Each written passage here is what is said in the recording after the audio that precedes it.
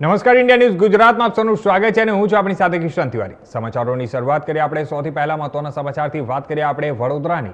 તો રાજ્ય સરકાર દ્વારા એનાલોગ પનીર, ચીઝ અને બટરના વેચાણ અને ઉપયોગ સામે કડક કાર્યવાહી શરૂ કરવામાં આવી છે।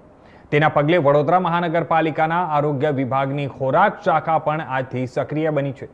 આરોગ્ય અમલદાર ડોક્ટર મુકેશ વૈદ્યે ફૂડ સેફ્ટી અધિકારીઓ સાથે મહત્વપૂર્ણ બેઠક યોજી 4 ટીમો બનાવી વડોદરા શહેરના ચારેય ઝોનમાં ચેકિંગ આદેશ આપ્યા છે।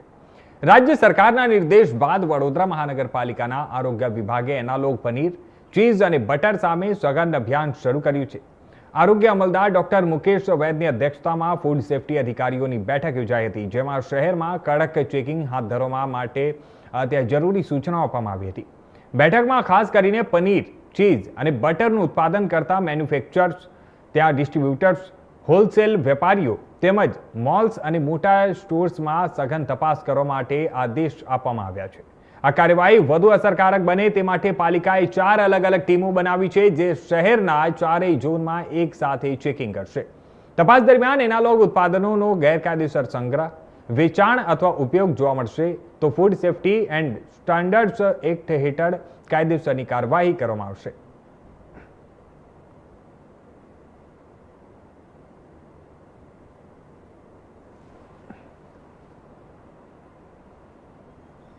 ગઈકાલે રાત્રે રાજ્ય સરકાર તરફથી એનાલોગ ઉપર પ્રતિબંધ જાહેર કરવામાં આવ્યો છે। તેના અનુસંધાને વડોદરા મહાનગરપાલિકાના ફૂડ સેફ્ટી ઓફિસરની 4 ઝોનમાં 4 અલગ અલગ ટીમો બનાવવામાં આવશે અને મેઇન જે એનાલોગ પર જે પ્રતિબંધ છે, તો એનાલોગ જો કોઈ અહીંયા સિટી એરિયામાં વપરાશ કરતો હશે, મેઇનલી મેન્યુફેક્ચરર છે, ડિસ્ટ્રીબ્યુટર છે કે રિટેલર છે, એમાં અમારું ફોકસ વધારે જે છે મેન્યુફેક્ચરર પર રહેશે કે જ્યાં પનીર કે એનાલોગ બનાવી અને સિટી એરિયામાં સપ્લાય કરતા હશે। તેમજ અલગ અલગ સ્ટેટમાંથી, ધારો કે રાજસ્થાન ને એમપીમાંથી જે પનીર આવતું હશે ને જે ડિસ્ટ્રીબ્યુટર અહીં વડોદરા સિટીમાં હશે, એના પર પણ ફોકસ અમારું રહેશે। એટલે ત્યાંથી સપ્લાય થઈને સિટી એરિયામાં ન જાય એ બાબતની ખાસ તકેદારી રાખવામાં આવશે। તેમજ આ પ્રકારનું એનાલોગ વડોદરા સિટી એરિયામાં તો વાપરવા નહીં જ દેવામાં આવે। એનાલોગ છે, પનીર હોતું જ નથી। એનાલોગ એટલે વનસ્પતિને પામ ઓઇલનું મિશ્રણ કરીને બનાવવામાં આવેલી વસ્તુ હોય છે। પનીર એક વસ્તુ એવી છે કે દૂધમાંથી ફાડીને જે બનાવવામાં આવતું એને આપણે પનીર કહીએ છીએ। એટલે એનાલોગ પનીર જેવું કોઈ વસ્તુ હોતું જ નથી। એકચ્યુઅલી પનીર એ પનીર છે, એનાલોગ એ એનાલોગ છે। ઘણું નુકસાનકારક છે, હાર્ટ માટે ખૂબ જ નુકસાનકારક હોય છે।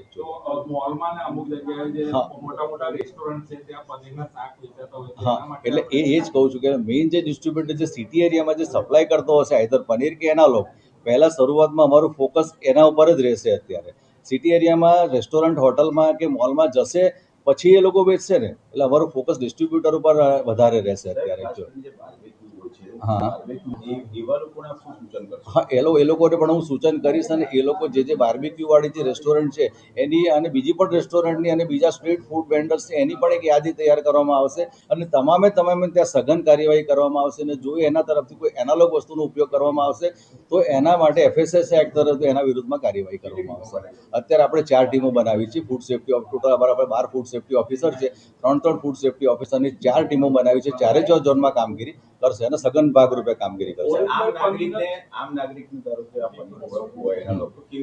આમ નાગરિકને ઓળખવું હોય તો પનીર કેવું હોય, પનીર છે સોફ્ટ હોય છે। એકચ્યુઅલી આ જે પનીર આવે છે ખૂબ જ હાર્ડ અને રબર જેવું હોય છે। તમે ધારો કે દબાવવાનું આમ કરો તો ફૂલી જતું હોય છે મોસ્ટલી, અને પાણીમાં ધારો ગરમ પાણીમાં નાખે તો પેલું પનીર ડૂબી જાય અને પેલું થોડું એ રહેતું હોય છે। વેપારીઓ સામે શું કાર્યવાહી? વેપારી FSSA એક્ટ મુજબ કાર્યવાહી કરવામાં આવશે। ખૂબ જ જલ્દી રિપોર્ટ આપી દેવામાં આવશે, ખૂબ જ જલ્દી રિપોર્ટ। અને અત્યારે તો જે આવું કદાચ જોવામાં આવશે ફૂડ સેફ્ટી ઓફિસ તાત્કાલિક એનો નાશ જ કરાવી દઈશું અમે લોકો અત્યારે।